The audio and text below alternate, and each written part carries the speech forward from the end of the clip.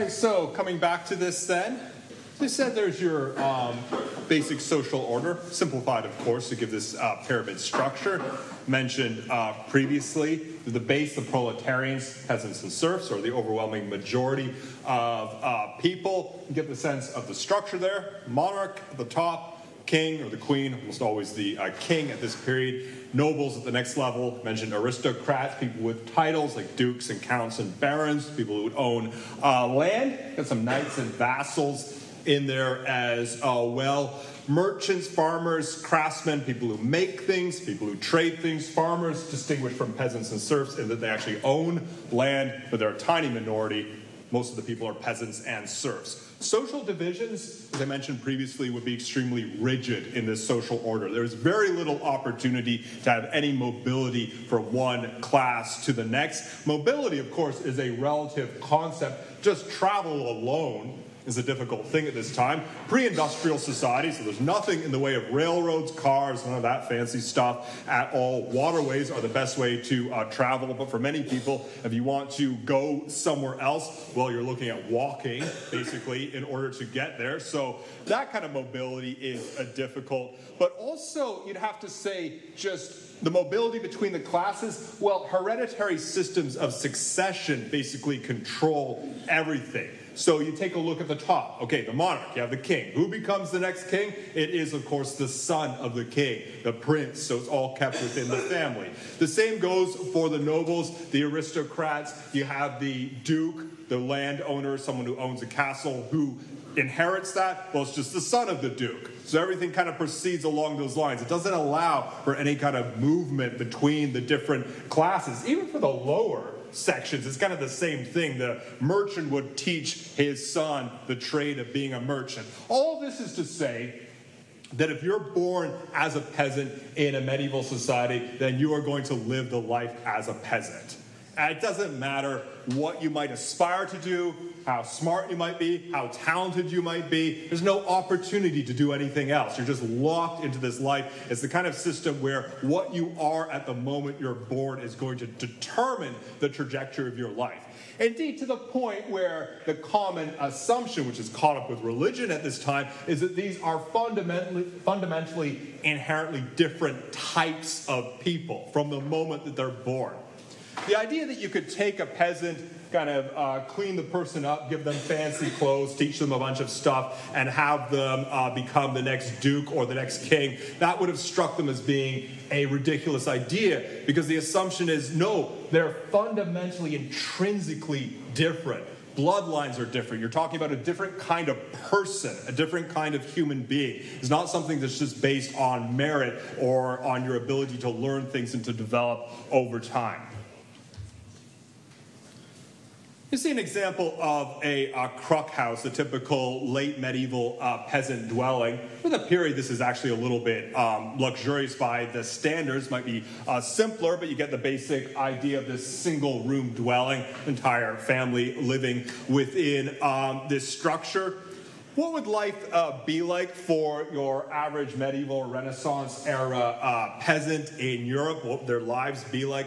Well, two words: hard and short would be the basic conditions of their life. Certainly their lives would be hard in the sense that this would be bare subsistence living, just basically living day to day, working the land, growing things on the land. They would own basically nothing. They don't own that home. They don't own that dwelling. That basically belongs to the ruling family. All they would really own is the clothes that they're wearing, and they would have stuff in the place, somewhere to sit, somewhere to sleep, something to eat, their food out of bare subsistence conditions at the time. They basically work incessantly all the time.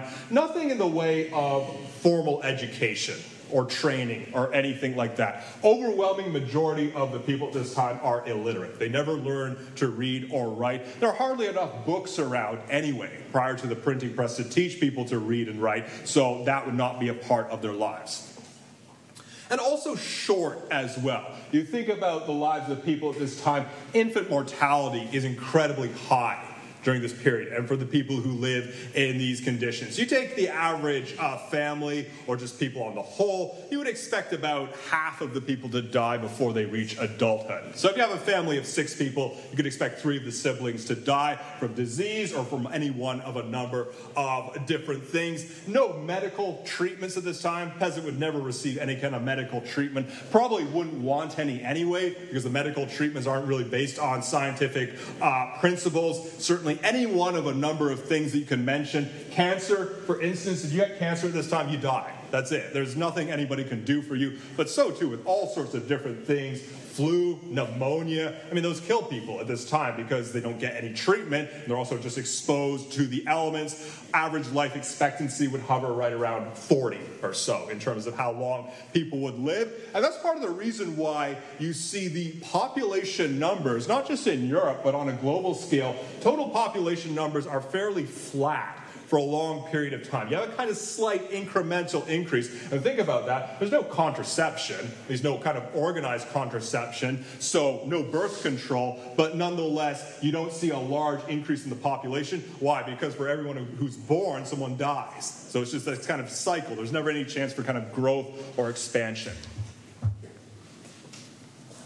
Exceptions to this kind of organizing paradigm, well, sort of an exception of sorts, which would come through the Catholic Church, which would allow some measure of social mobility, though not really a lot of it. There you see a computer reconstruction of the original St. Paul's Cathedral in London. The building of it started in the 11th century, destroyed in the Great Fire of London in 1666, and the new St. Paul's Cathedral, still an iconic landmark in London. Go to London, you can see that cathedral was built in its place. Well, the Catholic Church was one institution, maybe the only institution during the medieval and Renaissance era, which was not built around that system of hereditary succession due to clerical celibacy. So priests, bishops, the Pope, not supposed to get married and not supposed to have children. Thus, they cannot simply confer their lives onto their children. It can't happen just through that system of hereditary succession, and that does afford some opportunity for people to break into those positions. Now, make no mistake, it was still very hierarchical. When you talk about the Pope of Rome or bishops or cardinals or people like that, those come from noble families. Those come from people who are not inheriting the land and not carrying on managing the estate. So they enter the upper echelons of the Catholic Church, and you have a lot of the lower rungs of the church too, which would be occupied by a wide array of different people. There are various medieval accounts of these kind of buffoonish, illiterate priests that kind of oversee their scattered flocks. But there is at least some measure of kind of opportunity that the church affords where none exists otherwise. Also worth pointing out, we'll look at this when we get to religion, priests, bishops, and popes did have children at this time, even though they weren't supposed to, according to the religious teachings, but the church would never recognize their children as being legitimate, so they couldn't just give them their positions through that avenue. A number of factors suggest that Christianity, particularly as it existed in the Catholic Church, meshed well with the feudal social order. They kind of fit together in a way due to this kind of hierarchical social order, and also I would say due to the kind of limited opportunities for mobility that the church actually afforded. I would say that it's one of those things where the church and Christianity in general has never really been comfortable with capitalism. Although you could say the Catholic Church tries to sort of remake itself as a corporation in the modern era, but it's never really been this kind of one-to-one fit, always a little bit uneasy and fractured. No, their element was really the feudal social order. Part of that, of course, the message of Christianity about the meek and the poor inheriting the earth. Well, just about everyone is poor at this time, so it kind of appeals to a wide range of people. Another thing I should mention, that even those who are wealthy and powerful, being wealthy in the 1300s is not the same as being wealthy today, right? I mean, their conditions are pretty dire anyway, right? It's not the kind of conditions that we're accustomed to right now. Let's speak a little bit more about these differences between feudalism and capitalism, which I touched upon already. Here's a case study of using Trump as kind of one of these exemplars of this idea of a change and a transition, showing points of continuity and difference. There's Trump Tower in Chicago. Like a feudal noble, former U.S. President Donald Trump built fortune and power around the ownership of land. And he also inherited something from his father as well. So it kind of fits into that feudal paradigm a little bit. But notice in capitalism, it's not just about owning land per se, as it would be, say, in the medieval period. There you're just supposed to own the land, and there's nothing on it half the time except crops that people are growing or livestock. In a capitalist order, it's much more about owning prime real estate. Plots of land which might be quite small in some instances. I mean, this building, when you talk about the total land, it doesn't occupy a lot, but nonetheless it's very valuable because it's prime real estate, and especially building something on the land or selling that land, right? That's how you become a real estate mogul. Convert it into money.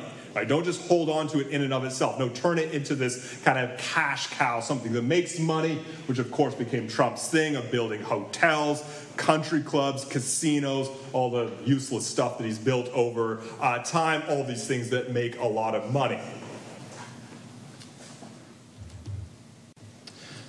Talk about the rigidity of the material paradigm, and it leads us into this question of how could things ever undergo any kind of real transition or change? Well, as I said, there's continuity from feudalism to capitalism, but nonetheless, there is, I would say, it's safe to say, a kind of new social order that we're experiencing right now, and it's interesting that there would even be any kind of change or transition given the kind of rigidity of the social order as a whole. So how could that ever happen? Well, as I said before, it's not necessarily the case that the authorities would make a decision to build a more just and equitable society. I mean, they hardly ever do that anyway. But unlike also with the intellectual paradigm, it wasn't really the accumulation of evidence that changed things either, because, I mean, everyone basically knew it was an unjust and unequal society. They didn't necessarily need to learn that over time. Okay, so what exactly could bring about any kind of change? Well, there's all sorts of different explanations people can give here, but I think one of the best explanations I've ever heard was that it was really a series of cataclysms that happened in and around the 1300s, 1400s, and 1500s. Massive external shocks to the workings of the social order, things that were not planned, things that just happened, which basically had this devastating impact, not just on the material paradigm, but indeed on the very structures of civilization. You have to kind of shake something to its core to actually bring about this seismic shift which started to happen over many years.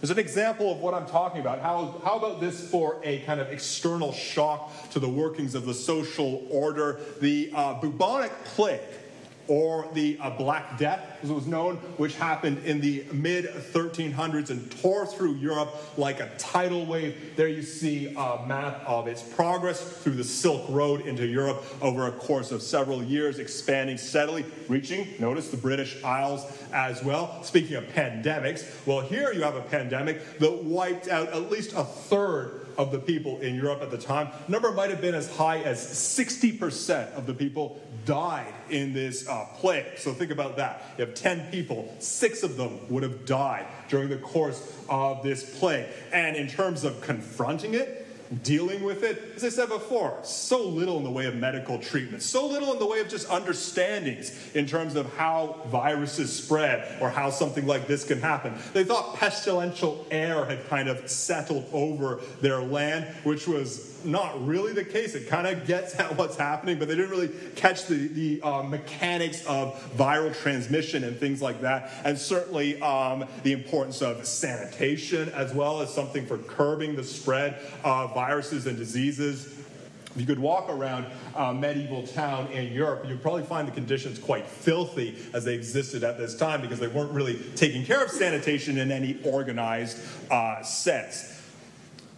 So the bubonic plague, one thing they did do, one measure, they did adopt quarantine. That was something that actually did exist in a kind of haphazard way, but they didn't actually confront the virus. It just sort of ran its course, essentially, and there were recurrences later over time. The impact that this had, well, you could point to particular things that happened. Among other things, kind of peasant mobility that existed to a degree at this time. Peasants could sort of sell themselves a little bit more as people who would work because suddenly their numbers were decreasing, so you had less people to work the land, thus landowners need more people, so there was that kind of aspect that came into it. But I think it's just the general overall impact of this. If you have at least a third of the people, maybe 60% of the people die, I mean, it's going to have an impact on everything. It's going to have this ripple effect through the entire society. Everything is going to be kind of shaken, as I mentioned previously, and this can kind of usher in changes, transitions, which is what started to happen more so in the 1400s.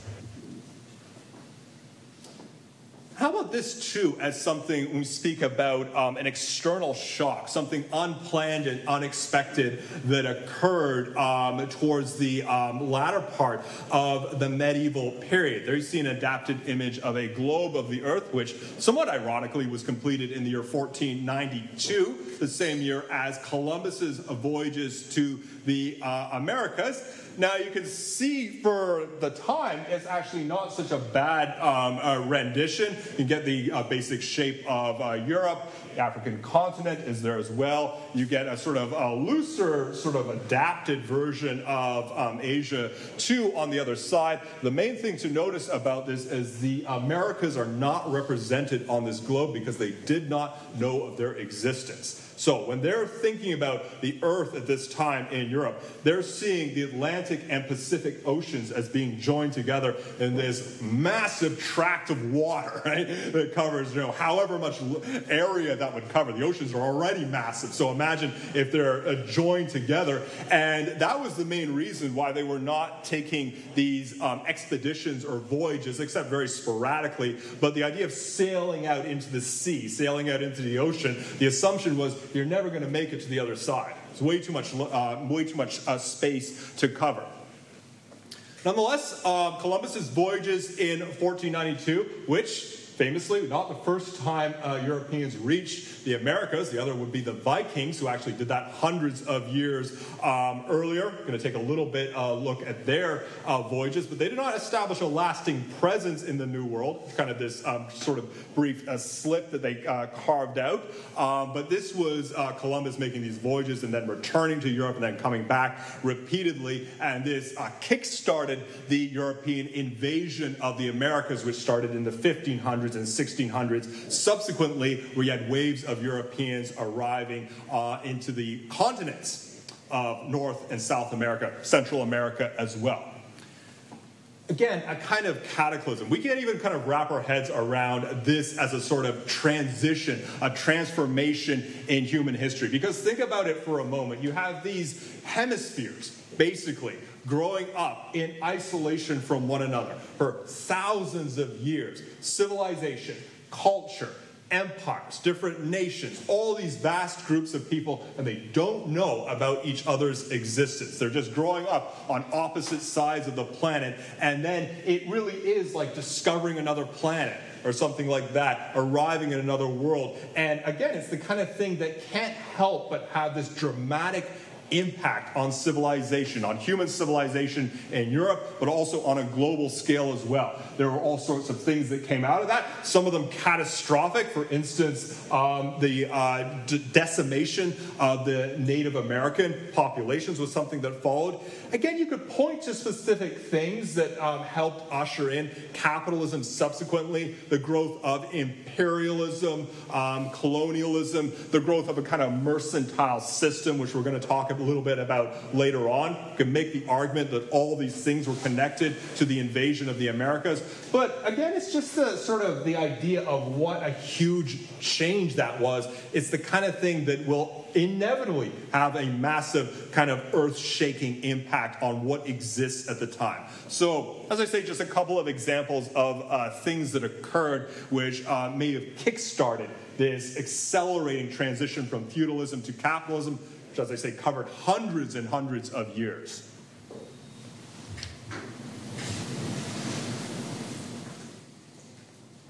So in the time remaining, I'm going to take a little look at the narrative of early recorded history in Britain, because this is our, as I say, our case study. I'm talking about European and global history at this point, but we'll situate Britain in the kind of the middle of this to get a sense of what was happening in this particular country's relations outward from that. A couple of the topics we're going to consider, which will spill over into next class. Recorded history in other parts of the world. I'll begin with Celtic Britain, then look at Roman Britain, Anglo-Saxon England, and up to the Norman conquest. We end there because we'll get into more specific things in the next couple of classes. So recorded history in other parts of the world. I mentioned before prehistory, which basically means before people were writing things down and keeping records, which that is the overwhelming majority of human history. Even from the time of the cognitive revolution 50,000 years ago, that's when we say Homo sapiens become this kind of species, but still people were not actually keeping records or recording things for many thousands of years subsequently until they finally started to do so. And that has been a boon to us because thus we can see their conditions, what they were thinking, their ideas, their principles, keep those records. Did not really happen in Britain for a long time, didn't happen in Europe in general for a long time, rather it was happening in other places, and here are just a couple of examples of that. Thanks to time maps, there you see a depiction of the Indus Valley civilization, which developed as far back as the 3000s BC or BCE, consolidated itself in the 2600s BC. So, here we're going back about 5,000 years. This was a civilization, very impressive for the time, featured cities of up to 50,000 people, brick houses, and water systems as well. See a rendition of Harappa, city in the Indus Valley civilization, to give a sense of what it might have looked like at the time. So development of what we might call infrastructure during this era.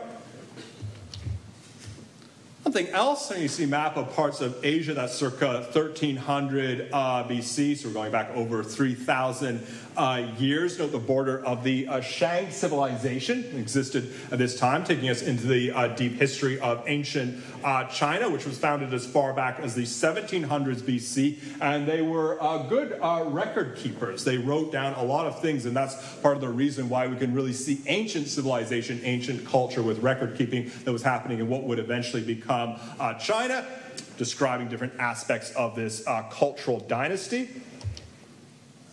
As far as Europe goes, you'd have to say that the kind of most ancient civilization, which is actually located in what is now Africa today, but the influence was on Europe through Mediterranean culture and civilization, was ancient Egyptian civilization, which dated back to the 3000s BC and unbelievably lasted for almost 3,000 years. Think about that as a kind of form of continuity, to the point where the ancient Egyptians believed in this idea of eternity, thinking that their civilization and culture was this eternal thing. This was a major influence on the development of ancient Greece and the Roman Empire. So in terms of the kind of roots of European culture and civilization, probably would trace it to Egypt. And among other things, ancient Egypt is famous for the pyramids, including the Great Sphinx of Giza, built in the 2500s BC, and various other things as well. Of course, mummification as well, civilization that grew up on the fertile banks of the Nile River.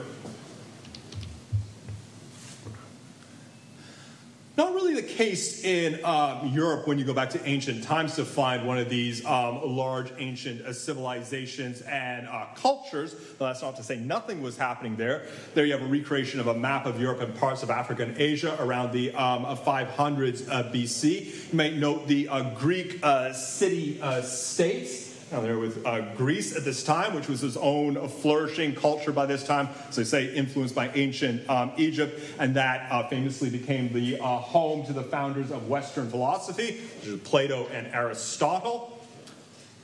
Also note the vast Achaemenid Persian Empire, which featured roads, currency, postal systems, and diverse militaries as well. A vast empire situated there.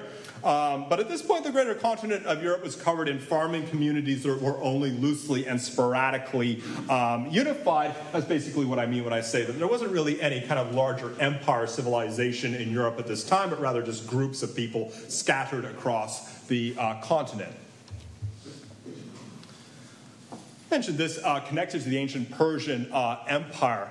Brought up the pyramids before. Here's a kind of another example of one of the ancient seven wonders of the world, a rendition of the legendary Hanging Gardens of Babylon, which may have been built in the 500s BC. I put that up there just as a kind of interesting note of history. This, I believe, is the only one of the ancient wonders of the world that its existence has not been completely verified. Of course, it probably did exist, but the question of where exactly it was located and what exactly it looked like, that has been a kind of question of dispute. So there's one artist's rendition of what it might have appeared to be. It's courtesy of National Geographic. The pyramids of Egypt are, I believe, the only one of the seven wonders that has actually survived, still standing to this day. All the others are gone. You see the physical map of Europe, so just giving a sense of the kind of the geography of the place. And here we're going to talk about some of the ironies and paradoxes and contradictions that develop over cultural history. The more we get into it, the more we get into the class as a whole, you'll see that history is full of these kinds of paradoxes or these transitions that are quite unexpected in many cases. You take Europe, for instance, and think about it in the contemporary context. We're accustomed to thinking of Europe, in particular Western Europe, as one of the wealthiest, most prosperous places in the world. But suffice to say, that was not always the case. In fact, the further back in history you go, the less you see in the way of wealth and prosperity and power in this place. And when you get back into the kind of the BC's era, it seems like it's just not consolidated or unified in any real way. And to a degree, especially you'd have to say Northwestern Europe, the British Isles, they kind of had this reputation as being sort of a backwater place for a long time. And we get into the question of why is that the case? And that is always, of course, the question we have to ask when we talk about cultural history. We're well aware that the pendulum of history swings in unexpected ways. We land on that question of saying, why is it that some places prosper and other places don't?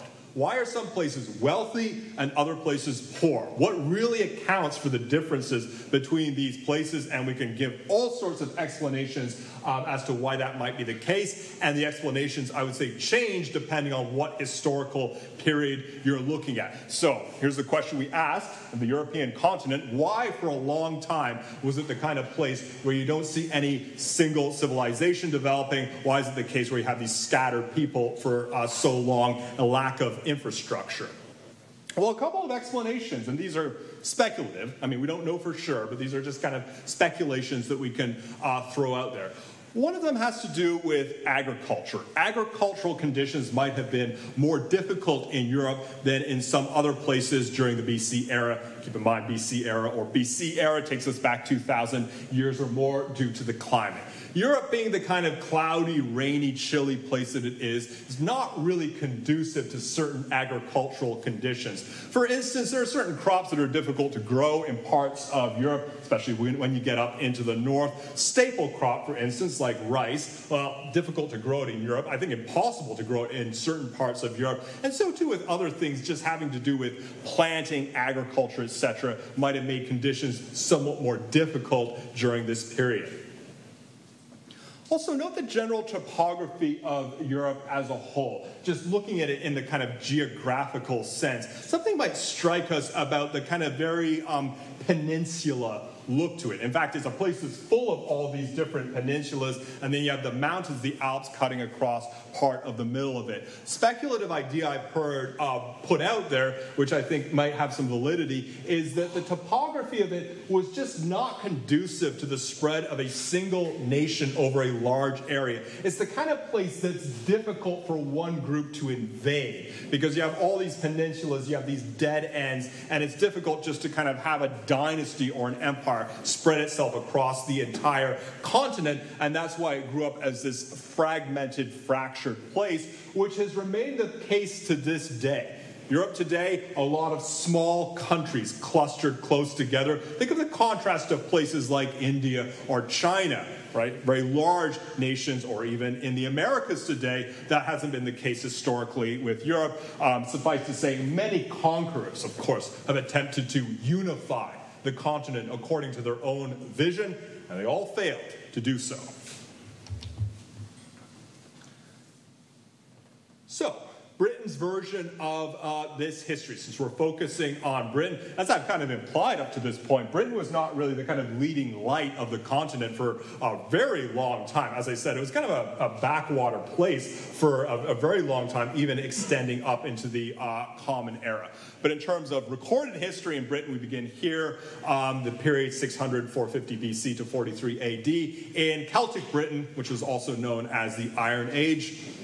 A couple of things we're going to take a look at: map of Celtic expansion and question of how it occurred, the Druids and Halloween, and cauldrons and witches.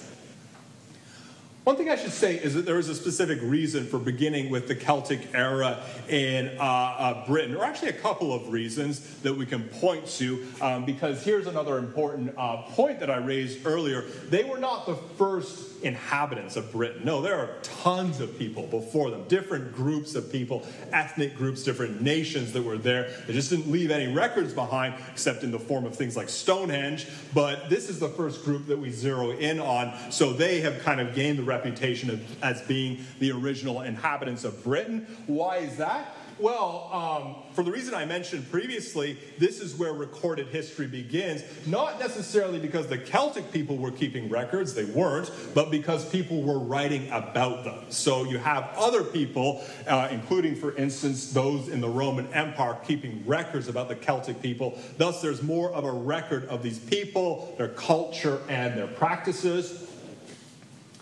And also, no less important, is the fact that the Celtic people of Britain have survived to this day. That there's this continuity which is linked to modern contemporary culture. We're going to look at that when we consider language. Welsh people, Irish people, Scottish people, they have that Celtic cultural influence woven into them, which has survived across thousands of years. So there's that link to the past. So those are the two main reasons we begin with Celtic Britain when we talk about history in Britain, or at least recorded history. We have a map depicting the expansion of the Celtic people and their culture. So you have this kind of centralized darker green territory in the middle. You get a sense of the different dates of expanding steadily outward. So here is a group of people that did sort of migrate across the continent. There's still some debate as to how and why this expansion occurred, which is always, again, one of those intriguing questions when we get back into the deep history, the deep past. Was it the case that these people, that these individuals actually conquered this territory, that they kind of overran the native inhabitants? So was it the case that an ethnic group was expanding outward, accomplishing what others had failed to accomplish previously in Europe? That's one possibility. But another possibility is that the people living in those areas were different groups, but they kind of adopted the Celtic cultural practices. So they sort of adopted or appropriated the practices that existed at this time, and that's why you see this expansion that occurred. However it occurred, you see it spreading across the continent and reaching into Britain, and Britons became the name of the Celtic inhabitants at the time. That was a name that was actually given to them by another group of people. Britain refers to speckled, and it probably had something to do with the paint they would put on their faces, especially during wartime. What did the Celtic people's settlements look like?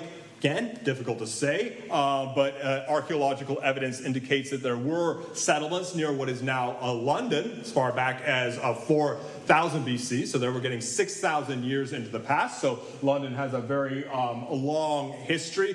But painting by Alan Searle provides a sense of what a typical Celtic farming settlement might have looked like. So you get a sense of what their kind of living conditions might have been at the time. You see a 19th century representation of Celtic Druids, and Druids are probably the most famous embodiments of this cultural history because those likely would have been the religious leaders of Celtic Britain, though they may have had a variety of roles involving education and medical treatment. Portrayal of the Druids, but they themselves left no written records behind. Other people wrote about them. They didn't write about themselves. Druidism, still a religion to this day. Not sure how many people practice it, not a large number, but it's still a religious practice. One of the kind of funny things about the Druids is they've become kind of associated with Halloween more than anything else, which is something that is partly based on history, and it's just partly that kind of skewing and reworking of history to suit a contemporary context. It does seem to have been the case that for the Celtic people and for the Druids in particular, the solstice and the changing of the seasons was a really big deal. So you think about the solstice, but you also think about, say, late October.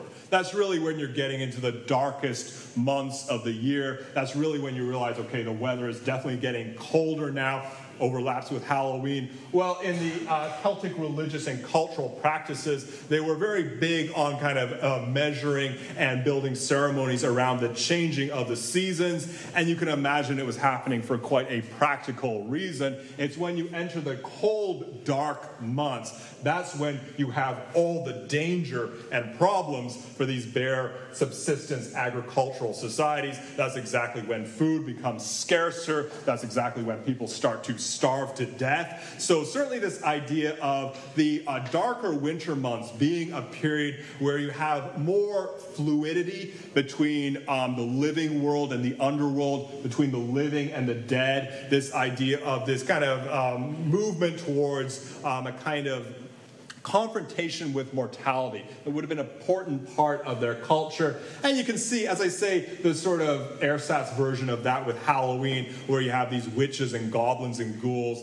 trekking around at night, going and gathering candy. It's kind of a version of the Celtic vision of the world. It's at this time of year, at night, in the dark, when you have these spirit creatures coming out and walking around amongst us, and it's a kind of acknowledgement of the idea, well, our lives are becoming fraught and more endangered during this period.